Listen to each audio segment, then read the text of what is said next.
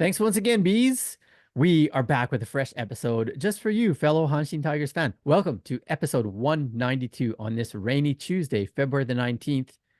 It's Monday, February the 19th, here in Nishinomiya, Japan. I'm the founder of H10, T-Ray, and joining me from Hawaii on a Sunday is Sanjay. Aloha, brother. Aloha, brother T-Ray. It is also a little bit on the cool side here in Honolulu. And I'm just switching over to Celsius. It is 21 degrees in Honolulu. But it was Ooh, it's a little bit it was chilly for. it was below 20 this morning. So if my voice Ooh. sounds a little bit hoarse, I'm trying to stave off a cold here.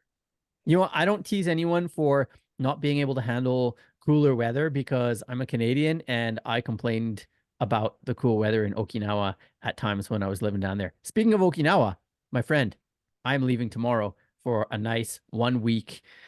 Well, it's not a vacation, it's a mission to take care of some fine folks coming from America to check out the NPB spring training camps. So I'm super excited to be heading down south. I will be catching some Hanshin Tigers and I will be able to report firsthand all sorts of stuff on our next episode. But today we are going to do the sequel or the rebuttal of our previous episode, which was entitled Why the Tigers Won't Repeat in 2022. This one, of course, will be called Why We Will Repeat in 2024. Pardon me, I don't know how I got 2022 in there. I guess I That's got to okay. warm up a bit. Sanjay, are you ready for the show? You better believe it, brother T-Ray. Bring it on. You're more ready than I am because I'm still stumbling over my words. Let's hit it. Rumors and news. Woo. I don't know what it is. I guess maybe it's still spring and I'm still not on my podcasting game, but let's do what we can here. As you all know, the team has been down in Okinawa, and that's the top and farm squads since February the 1st, working out, trying to make their case for being on the opening day roster and so on and so forth. But let's talk about some of the folks that are struggling or having injuries or whatever. And we'll also give you some other good news as well. So, first of all, we look at the catchers and Hayato Nakagawa, who is, I think, entering his third year on the team out of high school. So he's 20 years old. He injured his right leg. It's supposed to be a minor injury, but as of February the 10th, he was not working out with the team. I haven't heard anything since. But since it was a minor injury, I'm assuming he is back or will be back very soon. But also, Okada kind of let loose a little bit about another one of our catchers named Nagasaka, Kenya Nagasaka. He injured his elbow. I don't know how serious that is. It was just a casual comment by Okada. And since none of the reporters have given that any, further attention, I feel like probably it's not a huge deal. Yeah, Um, the only thing I heard was that Okada was complaining that they don't have enough catcher bodies around for to go to satisfy the demand for both the top and second teams. Right. Yeah. And that's one of the things that I expressed concern about back at the draft. I was like, I think we need to pick up another catcher or maybe two because we're running out of guys. And again, you get a couple of injuries and all of a sudden you're shorthanded. We'll still be able to play games, but to get all those bullpens in, and I know we have extra bullpen catchers, but you're still uh, playing with a couple of guys on the sidelines. They are less able to communicate with pitchers, get used to their pitches, formulate game plans, and so on. So it's really unfortunate. One of the catchers that is active, though, received a little bit of a tongue lashing, if you will, from veteran pitcher Takumi Akiyama. And that would be Kento Fujita, who I think is entering his fifth year out of high school. And so Akiyama basically said he's got to figure this out because, first of all, he's not as on the ball as our main catchers, and he needs to start being able to pick up on some things that he hasn't yet. So I guess they Yeah, played in a farm game. Was it yesterday? And I think yesterday. the farm team got shellacked by a local Okinawa Shakaijin Industrial League team. I think they lost 8-2. Yeah, and I think the part of the issue was that Akiyama had,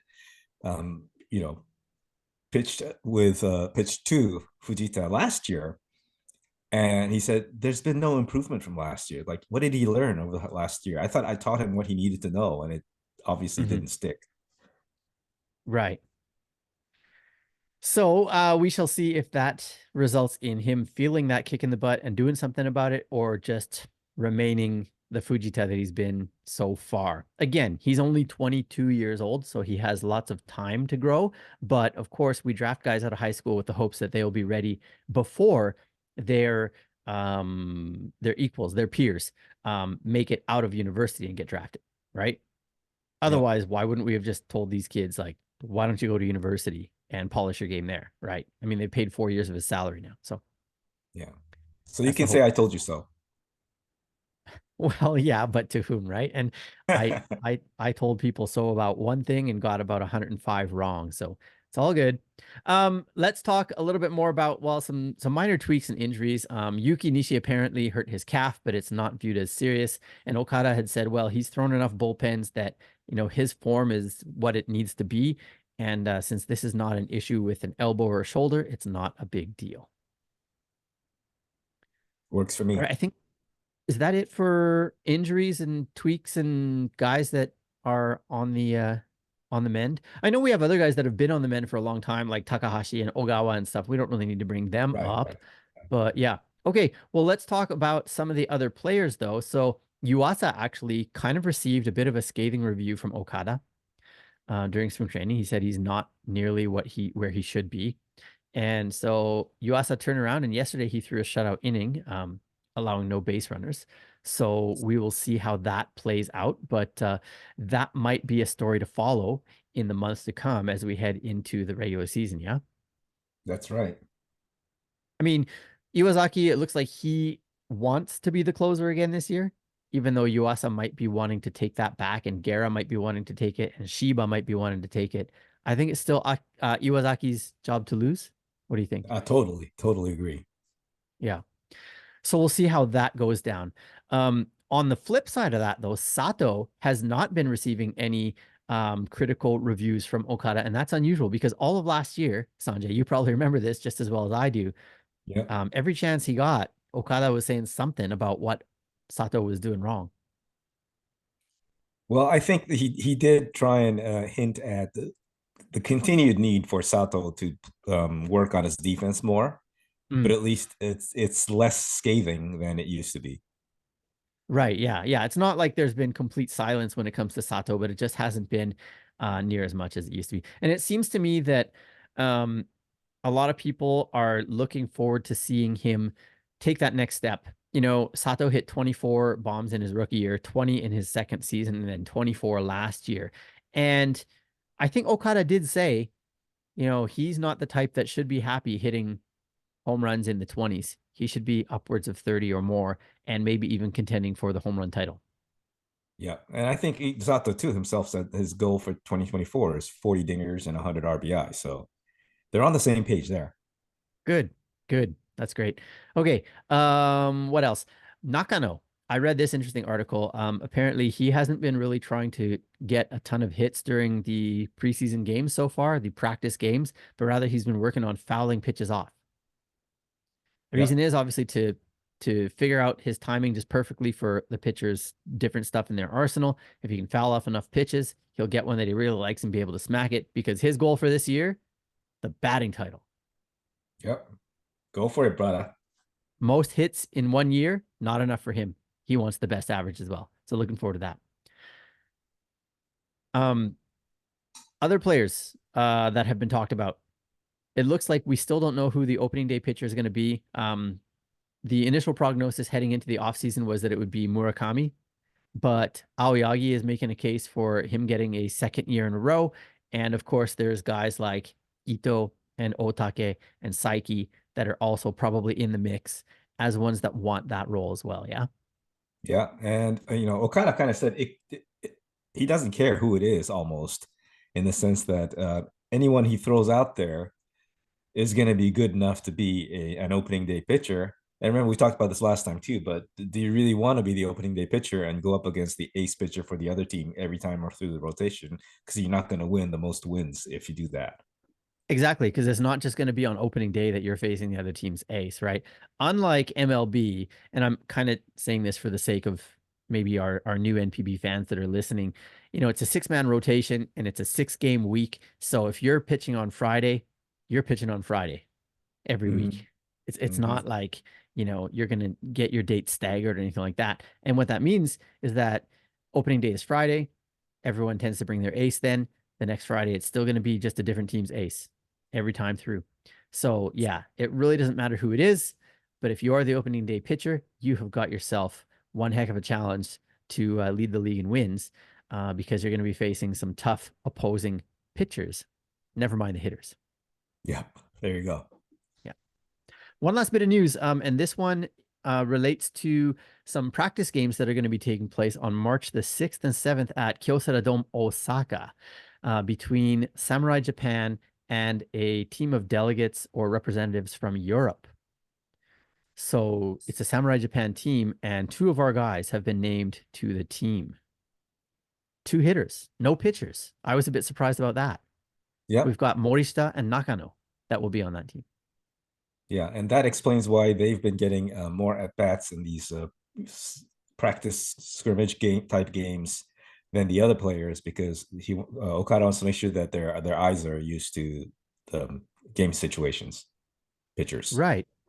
I can't help but wonder, like, I don't know this for sure, but when are they going to be departing the Tigers camp? Or I'm sure they're going to be staying in Okinawa right to the end because I think camp goes till the 27th, and that still gives Right. them over a week to get ready for these two games. And, this isn't like a big tournament or a team that really needs to gel for these games because they're not playing with anything at stake, really, right? Yeah, I agree. I think they'll make it to the last day of camp. Right. Well, we've purposely left out our imports because that's right. Here we are to talk about our guys who came to Japan from overseas. As you know, they all have arrived in Japan safely and they are all at camp. However, unfortunately, Sanjay, we've got a couple of injuries to report. Noisy, it seems like it's not as serious, but he did hurt his elbow and took some time off from workouts. And I think he missed one of the practice games because of the elbow. Am I right? So he is not hitting because the Oh, the pain in the elbow is hurts when he swings the bat. So he hasn't been okay. hitting for a few days, but he has been at practice every day, as far as I know. But you're right, he missed a game. But just a few hours ago, I was watching Sky A, Hmm. and the announcers are just kind of singing his praises because he was out there in the outfield shagging fly balls, like pretending it was a game situation and playing defense the whole time. And said, "How many import players do you know that have that kind of work ethic, where they're hurt and they're still out there putting in the work that they can do?"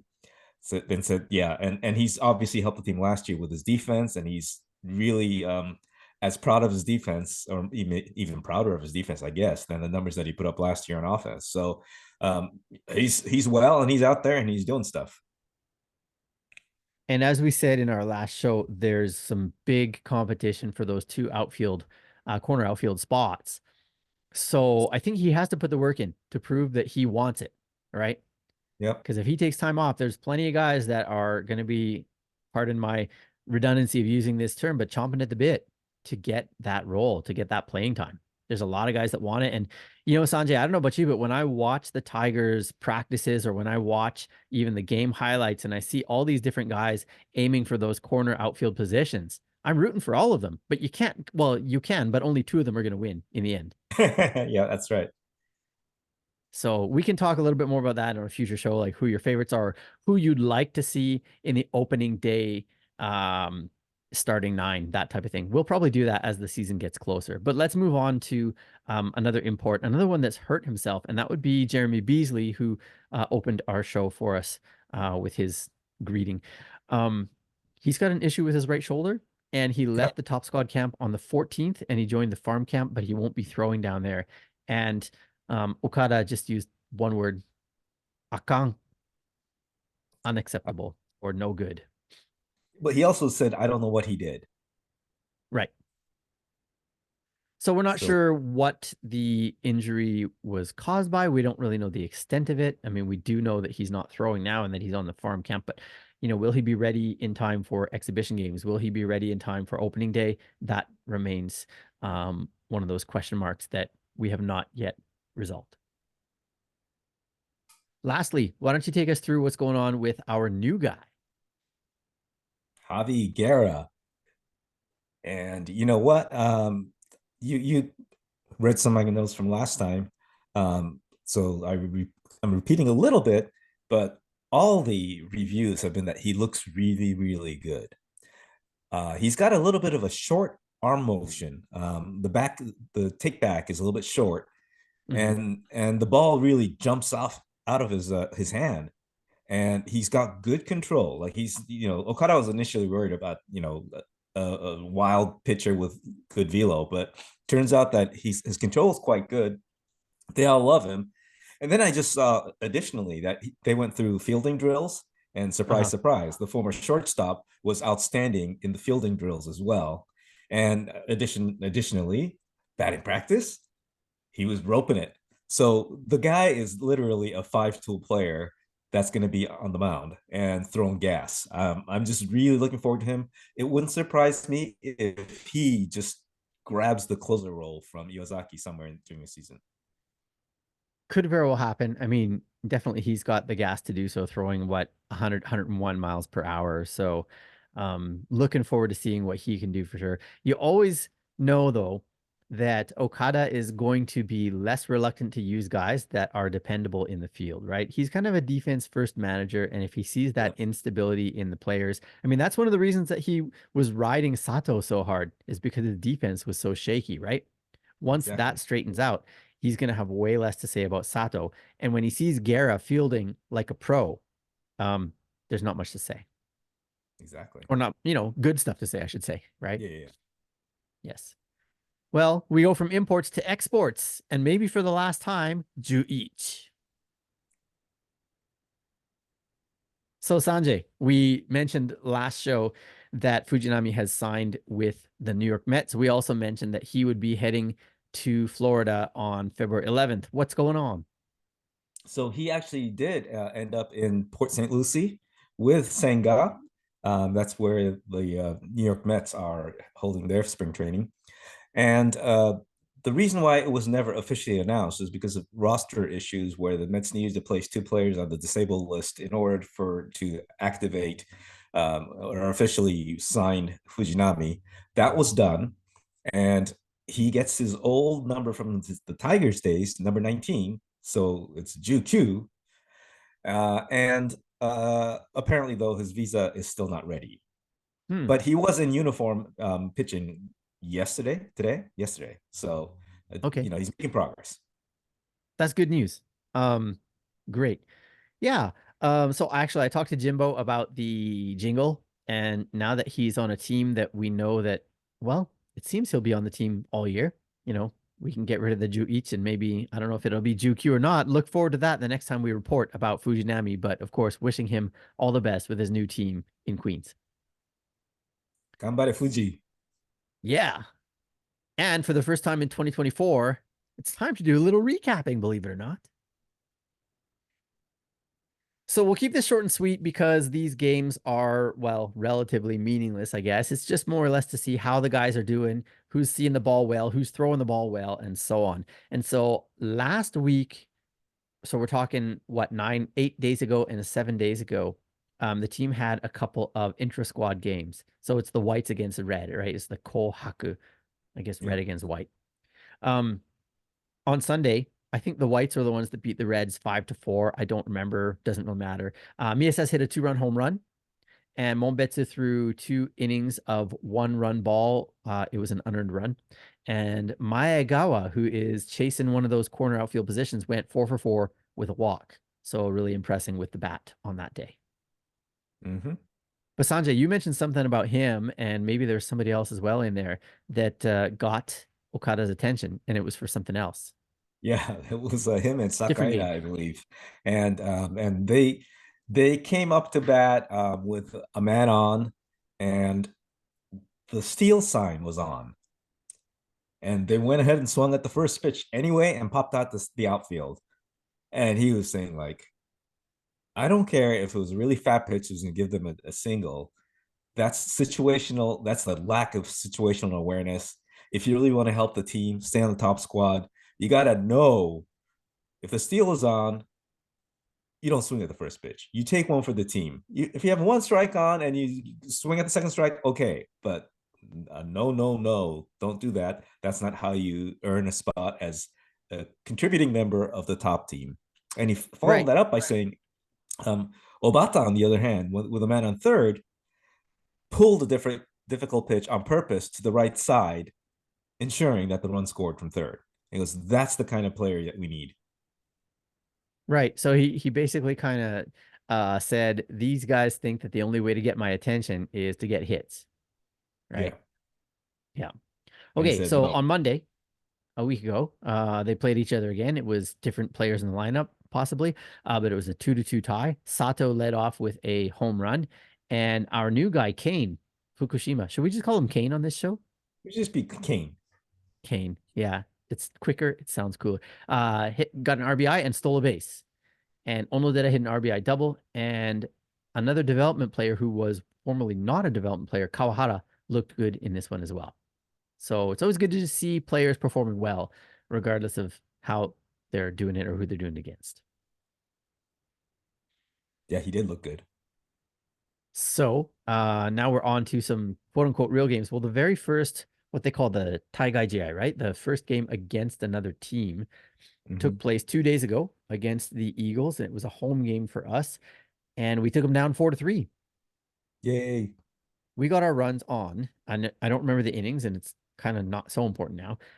Sato and Umeno hit RBI singles, a run scored on a wild pitch, and as you alluded to earlier, Obata hit a G3 to score, I guess, what ended up being the fourth run of the game. Which was kind of a good thing to have because, go Yeah, ahead. the last inning was where it came close to not being a win. Well, Aoyagi and Ito each threw one clean inning, and then Mombetsu came in relief in the third and threw three clean innings. Urushihara and Okadome also threw clean innings, but Hamachi allowed a run. I think that was maybe the sixth inning. And then Shiba, our new second round pick, allowed two runs in the ninth inning, and the tying run was on third base when we got the win. Yeah. So his pitches were high. Yeah, and I think he probably recognized that, well, maybe it's not as easy as I thought, or like I still have a lot of work to do. Nothing wrong with that. Get that out of the way early. Exactly. And that's why I Okada almost made a pitch then. Yeah. I almost feel like it's better for them to find those things that they need to work on after their first game as opposed to throwing a clean inning and getting a false sense of confidence. I totally agree. Yeah. So that leads us to yesterday, and we went on the road, just down the road, really, to face the Hiroshima Carp in Okinawa City. And our bats um, raked to the tune of 15 hits, somehow only scoring 4 runs. Yeah, that's not But a good thing. when you got a pitching staff like ours, that don't matter. What were you gonna say? I was gonna say 15 hits and 4 runs is not exactly commendable. No. Well, in the first 3 innings, I think they got 6 hits and 3 walks. So they had 9 guys reach base and only one scored. Ooh. Yeah. Yeah. Anyhow, Itohara with an RBI ground out to third, Sakamoto with a 2 RBI double, and Kane with an RBI as well. As for our pitching, as I said, it was a 4-0 win. So Murakami with 2 perfect innings, Saiki with 2 clean innings, Ishii with 1, Oyakawa with 2 perfect, Kirishiki with 1, and Yuasa with 1 perfect inning as well. We only allowed 3 hits in those 9 innings. And somehow Okada still said at the end, yeah, I really thought we were going to control them a little bit better than we did. He Oh, was looking for a perfect game, I guess. well, you got to hold this team to high standards, right? Yeah, but he did say that it's hard to not play a kid like Kane. It's like he can field, he can run fast, he can play defense, he can field and play defense, he can hit the ball. Mhm. So it's not going to be long before. I mean, during the spring, definitely he's going to be kept being used in these defensive replacement situations. Yeah, you can't help but wonder. I think the team has 2 or 3 roster spots available still because the limit is 70. And Kane is a development player, in case you were unaware, meaning that he's ineligible to play on top squad games in the regular season unless he has his contract restructured, which it's looking like that could be a possibility. Any day now, almost. Hmm. I mean, yeah, it could happen during the spring. Noguchi, who is aiming for one of those corner outfield spots, is an example of a guy who went from development to regular contract, and he still hasn't played on the top squad in a regular season game because it just his contract just changed this past offseason, but it can be done. Ono that is another example of that, right? Exactly. Yeah. So lately we're developing these young guys quite well, or the development contract seems to be doing what it's intended to do, right? Yeah.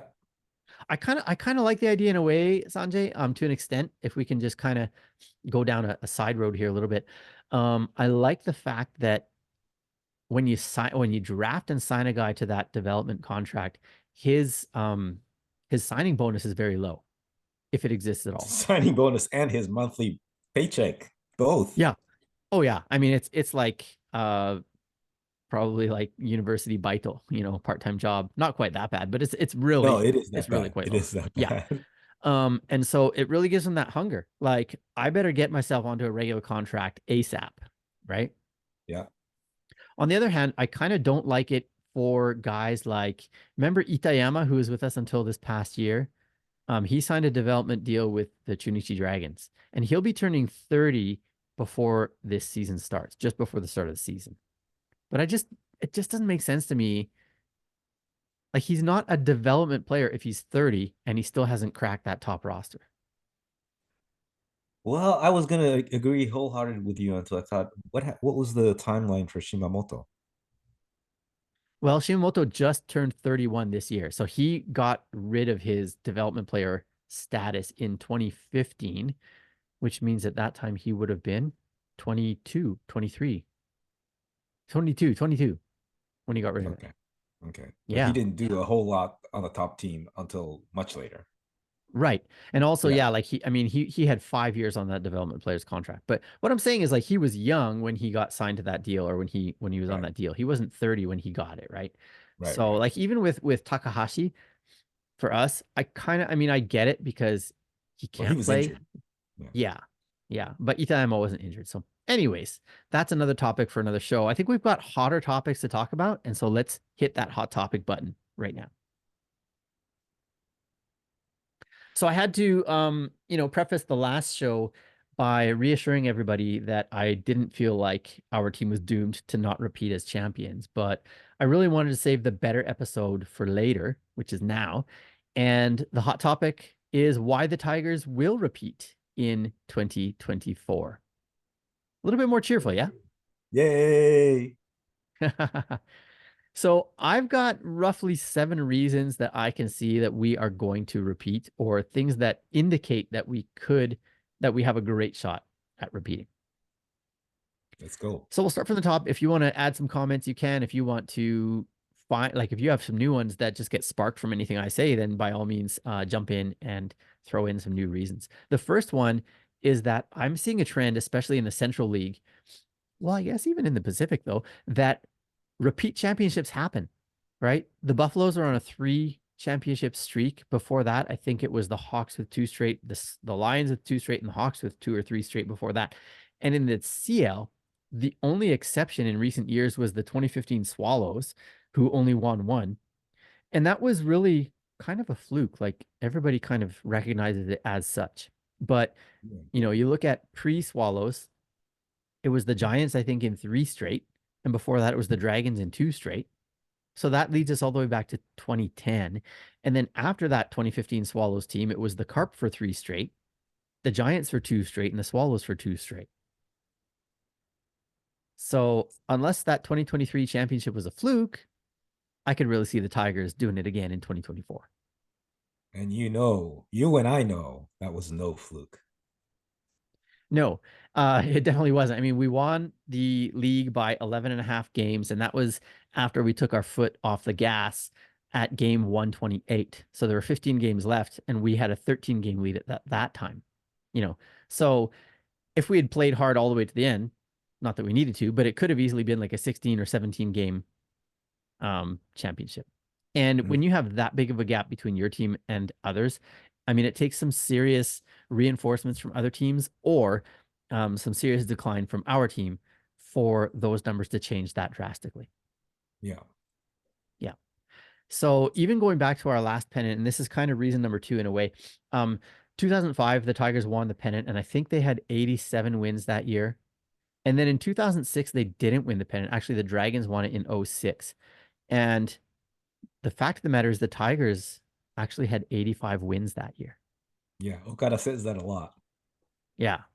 So, and that's I actually stole that from Okada. So yeah, um, just all that to say that Okada is not the type to lead a team to a poorer record the year after a championship. He's already kind of proven that.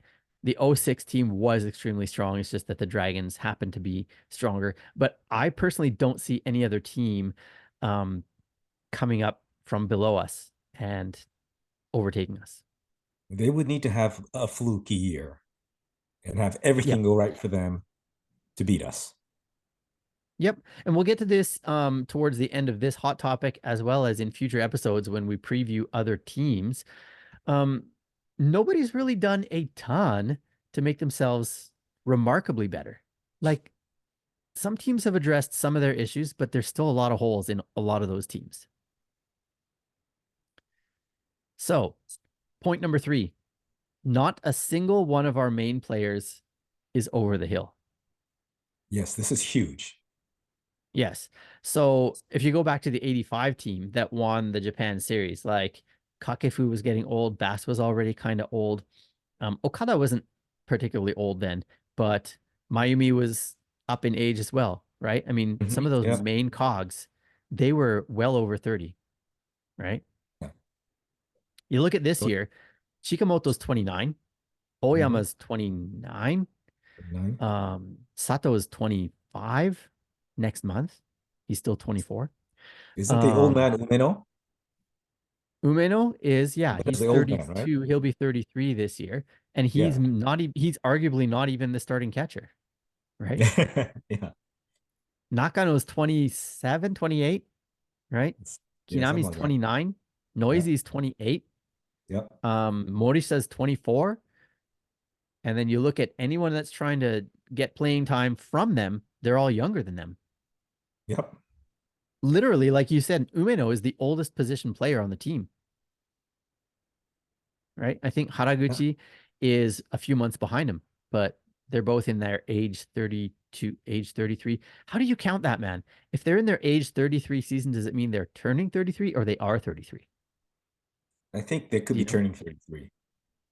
Okay, so that would be then they're in their age 33 season, technically. Well, anyways, Yeah. and then you even look at the pitching staff, right? Like the old guys on the pitching staff are Yuki Nishi, who I don't know if he's going to be in the rotation, man. And not because of skills and not even because of age, just because of all the skill around him.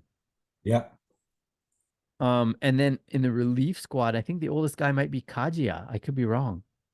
And I think he's 32. So, and oh, sorry, and Iwazaki as well is 32, Right. and Iwasada. But yeah, still, 32 is by no means the start. Well, it could be the start of a decline, but it's not going to be a sharp decline, I don't think. I think we still got a very strong bullpen, a very strong rotation, and we've got really strong pieces on the field and in that batting order. Nobody is over the hill. And point number four is that very few of the main players had their career year in 2023, right? Yeah. So We it's not touched on like, this. again, Yeah. sorry, speaking of flukes, right? It's not like, well, all of a sudden, five of our guys had their best ever year. No, they all 5 guys can do way better than they did last year. Is more like it. Yeah. Oyama, in a lot of ways, had a down year. I mean, he did have the best on base percentage of anyone in the CL, but his home runs were at a, well, not a career low, but certainly since he's established himself, it's a career low of 19, Mm-hmm. right? Sato maybe had a career best year, but he's still on an upward trend. He's trending upward, right? Yeah. Nakano's year was about par for the course. It was a little bit better, but not like leaps and bounds better than anything he'd done before. Mm-hmm. Same for Chikamoto, kind of par for the course year for him. I would argue like Kinami might have had a little bit of a better year than anyone expected. And that's Yeah, it. I agree. But that's about it. Well, that and on the pitcher side, if you're going to get to that, you Yeah. know, Well, Tell me some of the pitchers that you think might be in for a bit of a decline or regression this year. Well, this kind of goes back to what we said a little bit last time too, but I don't think that Murakami, who did have a career year, is going to regress one bit. He's just going to keep on going. That train's going to keep rolling. Hmm. But I do think that Otake might have a little bit of a coming down to earth. I don't think Ito Masashi is going to have any blip back down. He's going to continue to go, and in fact, he's going to throw better this year. He's going to actually get the what minimum innings, regulation innings pitch to qualify for titles or whatever it is. Because I don't Yeah, think he got the Tokyo Kaisu this last year. he did. He barely reached He- it, I think, for the first time in his career. Okay, yeah, I think he got it. He's got more in his tank than that. Yeah. And then, even looking at the relievers, like Iwazaki was pretty much par for the course. I mean, he did have an outstanding year. His 177 ERA and 163 batting average against was elite, but he's kind of been an elite reliever for the past, oh, what, 5 years? Yeah, something like that. Yeah, Yeah. I mean, he's a machine. Iwasada didn't have a career year. Um, in the rotation, Aoyagi had a terrible year. He's bound to bounce back because he's too good to sit at 457 for his ERA. Um, yeah, Ito had 146 innings pitched, so he did reach it. yeah, Saiki is going to reach it this year, I think. Right? He yep. had 118 innings, but I think he's going to reach it. And I think truth be told, man, I think he's the staff ace. He's special. He's up there with in terms of like ability. Like I think Fujinami had all the potential. Yeah, yeah, definitely. So just looking at this list, Kirishiki is going to keep getting better as well. I mean, he had a great year, but I think he still just looks outstanding, right? Just too many good pitchers. Yuasa is going to come back and do better than he did last year as well. So, And forgive me for being the broken record, but Monbetsu. yes, He's going to be yes, something yeah. special. Everybody's talking about him. And I mean, we're not just talking about, Tigers fans or Tigers journalists or Tigers coaches. I mean, it's a lot of the experts that are going to the Tigers camp. They're like, who is this guy? And he is destined to break out. Hmm. So can't wait. Yep. And that brings me to point number 5, man. Depth, depth, depth is what I've written. We're Yeah, deep. we are deep. Okay, let's start with the rotation and just looking at last year's starting six or the main starting six, right? You've got Murakami, Ito, Otake, Saiki, Aoyagi, Yuki Nishi. Those were the That's main six last year, right? yep, They could all still do outstanding. yep. None of them are like pushovers or, oh, he might get sent down to the farm types, Nope. right? Then on top of that, you've got who else is going to be coming in and hoping for that, extra time. As you said, Mombetsu is one who looks like Yep. he's destined to be part of the rotation. Um, I could see a case being made for like Oyokawa, who's looking to get into the rotation this year, Bees. right? Beasley, Haruto Hmm. Takahashi is probably going to be coming back. We're hoping, anyways, maybe after the All-Star break. Yep. Um, and he's a lights out pitcher as well. Akiyama is, well, he's going to try. I can't say he's going to do anything necessarily, but he's not going to go down. Yeah. He's Yeah. not going to go down without a fight. Agreed. Yeah. You know who's looking good today, and but the bullpen was Hamachi. Ooh. He's looking Okay. really good. Yeah. Yeah. Sorry, I just thought of a really corny joke that I heard on Neketsu Tigers though. It's Japanese, so it doesn't fully translate, and it kind of does. Because Nakada Yoshihiro, Yeah. he used to be a pitcher for the Tigers back in the 80s. He does like a bullpen check and he goes, how much? Ikura? Yeah, how much? And it kind of double plays because Hamachi and Ikura are both kind of like Yes. seafood type stuff, as well as Hamachi and how much Ikura Sushi. being Yeah. Yeah. too Exactly. clever. Anyways, Kirishiki as well is going to be an amazing part of that bullpen.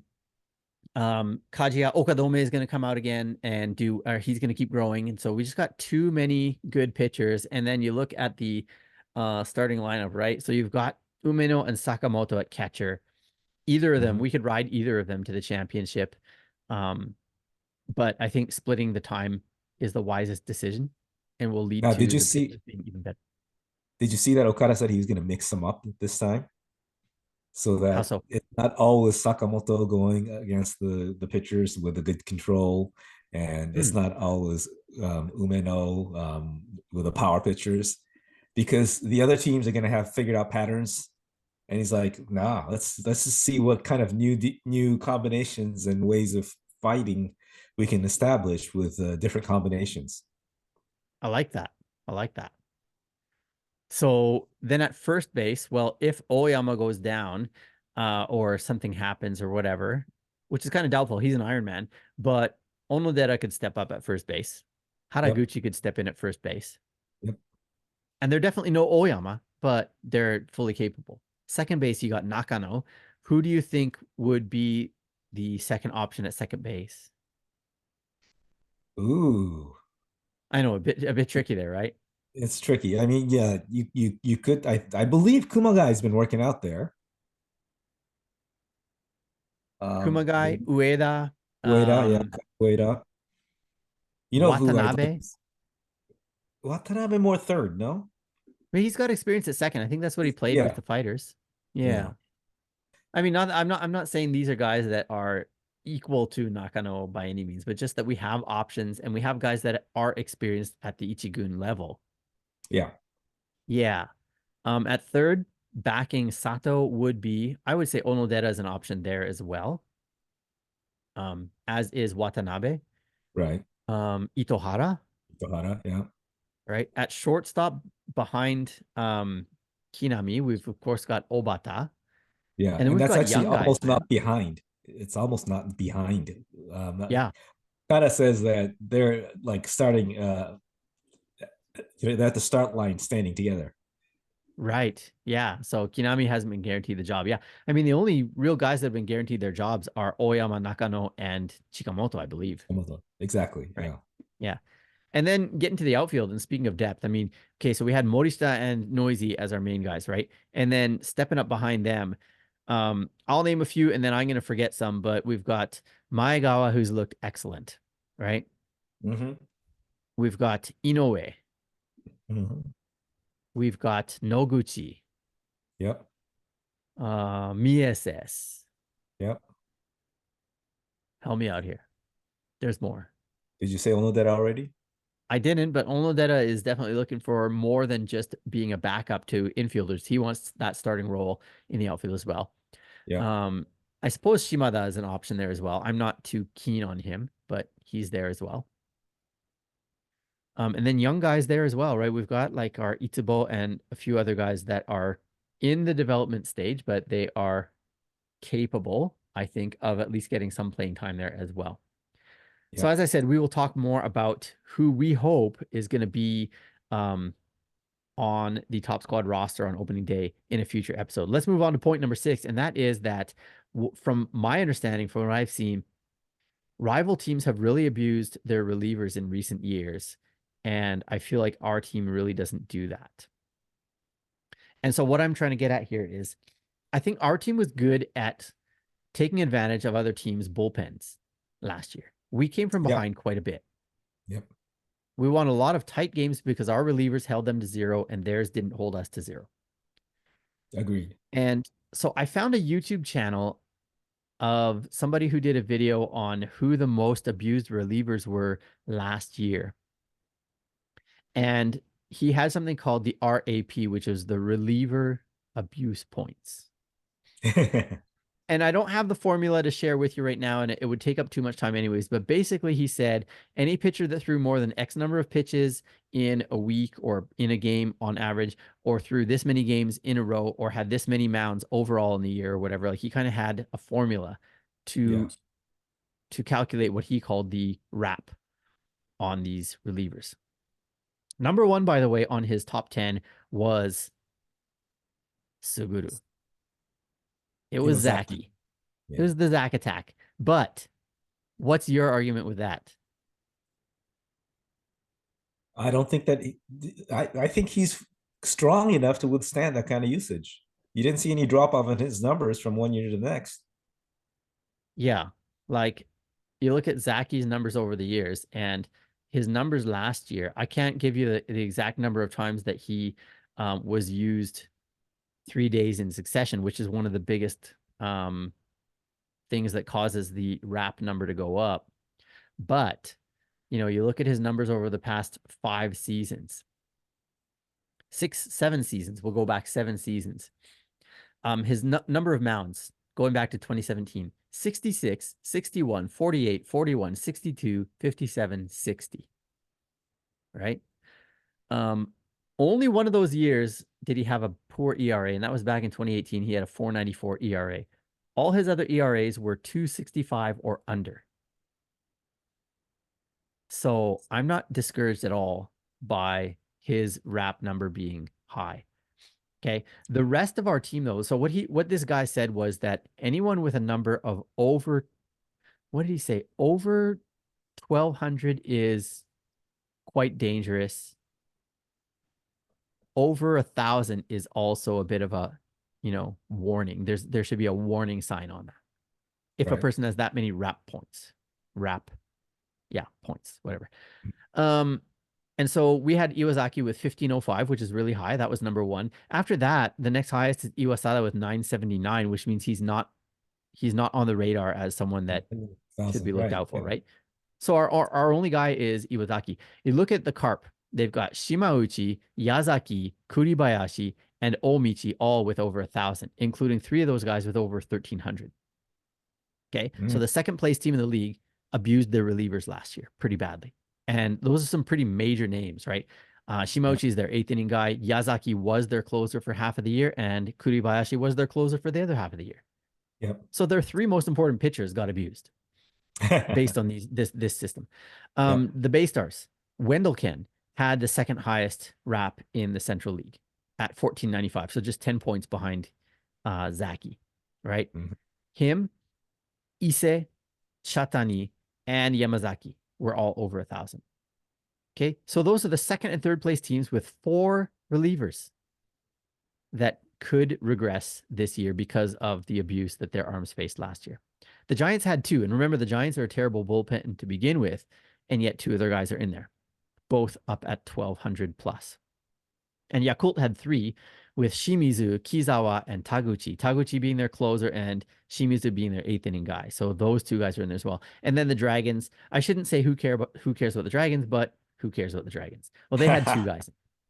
So all that to say, I mean, other teams did use their relievers quite recklessly, and it is debatable, but based on those numbers, we use our pitchers most sparingly, and we maybe spread out the load more. And I think we're destined to have a stronger bullpen than any other team.